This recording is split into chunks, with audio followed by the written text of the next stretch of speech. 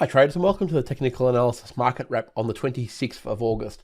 So the market's been really good this week from a technical standpoint, bounced off all the levels that we really wanted it to, and actually hit a lot of the targets. So we'll jump straight into the charts and see if we can identify any trades for today or early into next week. So I'll start out here with the Aussie USD. As you can see, we hit the support that we were looking for at around that sort of 68.50 level, literally hit it to the pip, which was good. Hopefully you're able to get a good move there, because realistically it was always promising to get there pretty quickly, and obviously it's bounced up exactly how we would like it, straight into the 20 moving average. Now that 20 moving average is going to provide some form of resistance there, no question, and also we've also got a bit of a role reversal zone there as well too. Like you've got previous resistance that was right through here and through here, so it's not like it's an area that's new. We're talking about the nearly 70 cent zone. So although it was only 10 pips off it from its high anyway, so this is the 70 cent zone here, this blue line. I'll just drag this across a little bit so you can see what I'm talking about. And that's it there, that's the 70 cent mark.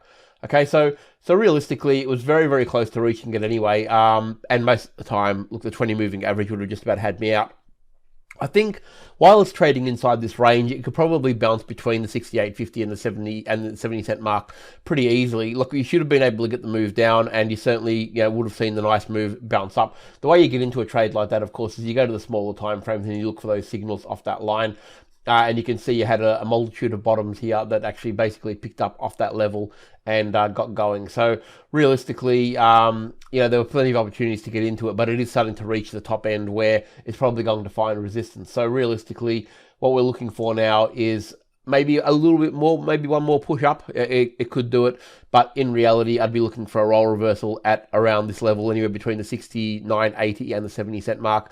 Probably a change of trend, a lower high, lower low sequence on a 15-minute or a 1-hour chart, and actually trade inside this channel until it eventually breaks out. The only thing that I would do different is if the daily closes above the 70 cent mark, say 70.20, or if, of course, the daily breaks through the 68.50, which is probably the least likely scenario, then I would be looking for shorts into the new areas and the new zones, which is the 67.30 level that you've got here, and also the high at around 72 sort of 20 and 72 up here. But again, even the 71 is going to provide some sort of resistance as well in the 200, but the daily has to close above the 70 cent mark for that to happen. Before we even consider that, we need a daily close above this level. If we get that, then it's a different story. But until then, I think we like to trade inside this channel, this 150 pip zone. It's been pretty good, holding and really finding the resistance where it needs to and the support where it needs to. And until it breaks that, we will trade what we see. All right, we'll move over to the US dollar CAD now. This US dollar CAD on the daily, same deal. Technicals played out perfectly. You can see it hit the target there of 130.50, so no worries there. Sold off fairly aggressively though, like you needed to be fairly quick on the mark to get that one, because it hit it. The short would have been difficult to get, no question about that, because it did happen very quickly, but the long was a no-brainer, and hopefully you were able to get that and take advantage of the move up and took your profit. More importantly, this is why we set the profits at the resistance zone. So as you can see here, this was previous resistance from these peaks here right through there, and it hit it and basically reversed straight away. So if you were sitting there and hoping that it was going to be able to go for a big long sustained move, you would have been disappointed, especially if you weren't there when it actually did turn around, because you'd be right back where you started. So hopefully you were able to capture that. And again, find yourself in the middle of this channel now. We know we're in a bit of a channel right through here. It's basically trading right in the middle of it. What the dollar index does is going to probably determine how this one plays out. Now, I would be sort of staying inside this channel still. I wouldn't be going any lower than the 128.50 area and any higher than the 30.50. I'd be sticking to those 200 pips range and basically aiming for either side of the channel. So I'd be going down to a 15-minute. Probably, I'll just zoom it out a little bit. Okay. So that's basically the channel that we're talking about.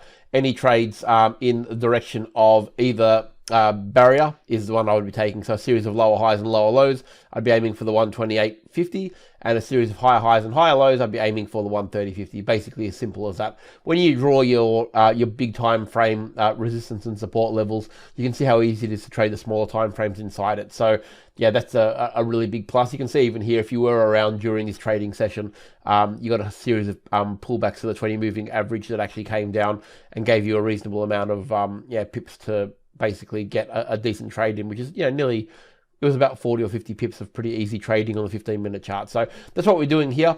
Pretty easy trading up to the 130.50 or down to the 128.40, depending on which way it breaks on the series of higher highs and higher lows, or lower highs and lower lows on a 15-minute or a 1-hour chart. All right, we'll move on now to the US dollar yen.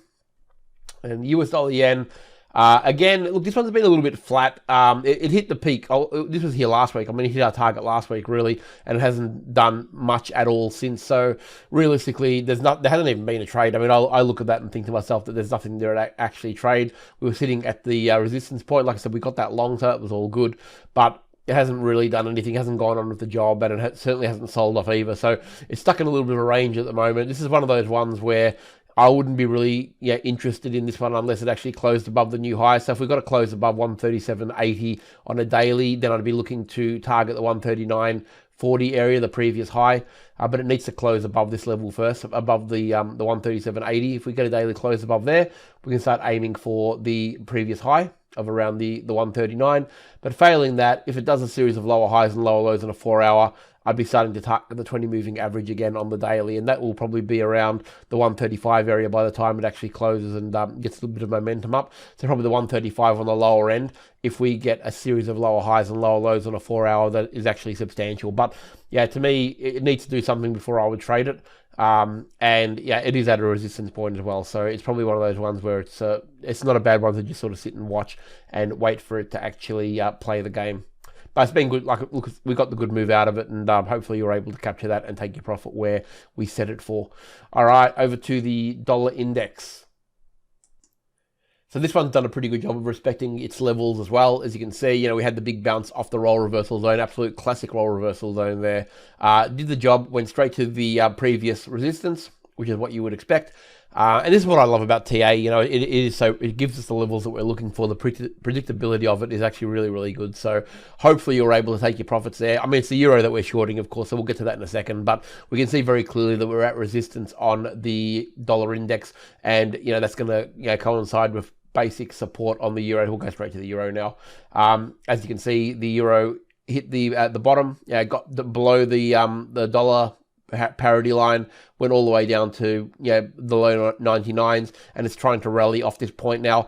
Look, it's one of those ones where you could call it a double bottom, and it may well bounce off here, but it is a little bit of an unknown sort of quantity at the moment. Until we really get some clarity as to where it's going to go, I would be more reluctant to actually try and short it any further from here until we get a daily close below this level. Now, if we get a daily close below the 99, so say 98.80, which is below all these levels here, a daily close on that, and I would be starting to target some lows on this one to go even lower, and that would mean that the dollar index is probably going to go to 110. That's the way it would be traded, but until it actually does that, I wouldn't be trying to preempt any of that. I would be looking for a counter trend trade basically up to the 101 again, 101.15, which is this support zone here. A trade up to there would work. That wouldn't be too bad if we can get a series of higher highs and higher lows on a reasonable time frame like the 4-hour. That would get me counter trending up to this level, because that would coincide with the 20 moving average pullback as well by then. By the time it gets there, the 20 moving average should nearly be there on the daily. So that will give us a reasonable rebound point. And then maybe I wouldn't be looking any longer than that until it actually broke above it on a daily. I'd be probably looking for shorts at this point here. So daily close below the 99 or 98.90 is what I'd be going for, and we would be starting to target shorts. But unless it does that with a close, we'll look for a change of trend at this level here, a series of higher highs and higher lows in a 4-hour, and start aiming for the 101, and then we'll reassess at that point. But we know that's going to be very strong resistance because of the 20 moving average and the support line that actually broke through to actually get this move in the first place. All right, the last one we'll have a look at is the S&P, and this one again did everything exactly as we would like it to do. Hit the resistance that we were talking about at that 43, came back down all the way down to the bottom to the roll reversal zone. We knew this was a strong level, and it was a pretty easy trade. Hopefully you were able to get that. It's doing a bit of a pullback now. Look, we know seasonality-wise, September is generally a weak month for the stock market. So, we're not expecting any really big moves. It'd be against the seasonal trend if it did So I like to go with what is more obvious than anything else. And to me, the more obvious trade is probably a short here. But again, it needs to do it. Look, it's done all the right things. It's sold off from the area we needed it to. It came all the way down to the 41.50 was the target, so it actually overshot the target a little bit anyway. But yeah, hopefully you're able to catch that move because it was a pretty easy one. This is the level that we would expect it to pull back if it's going to. Yeah, and it did. As you can see, it's bounced up. It's hitting the 20 moving average from below, though, but it's already out of the signal line, as you can see. So that, yeah, the signal line's already indicating that we may see a little bit of weakness. What it does from here is going to be very interesting. Look, if it breaks and closes above the 4,200 on the daily and starts to trend up again, we've got a pretty easy target of the 43, which is the flat-out target we'd be going for, and the 200 moving average. But if it fails here, and breaks down, I wouldn't trade it short though until it actually broke this roll reversal zone. It's a pretty easy one to trade, really. If we get a daily close below 4,100, I would be starting to target the lower levels at around the 39. That would be a 180-point move, and that's what I would be expecting from it if it daily closes below the 4,100. Okay, so daily close below this roll reversal zone, we start to target the 3,900 in the first instance. If you're on a short trade, the 4,000, that'll be the 50 moving average by the time it gets there. But if a daily closes above the 20 moving average and above 4,200, then we can start targeting the 43 again. And you get in by a series of higher highs and higher lows on a 4-hour or a 1-hour, and a pullback to the 20 moving average, whichever one comes first. So both of them are very clearly defined zones, but we need the daily to actually close in the direction that we want to go to at those zones to make sure it gets in. Look, thank you so much for joining me today. Sorry about my voice, a little bit croaky because I've got a bit of a cold. I hope you've had a great week's trading. We've had some really good opportunities. All our targets got hit, so hopefully you're able to take advantage of those. Have a great weekend, and I look forward to seeing you all next week.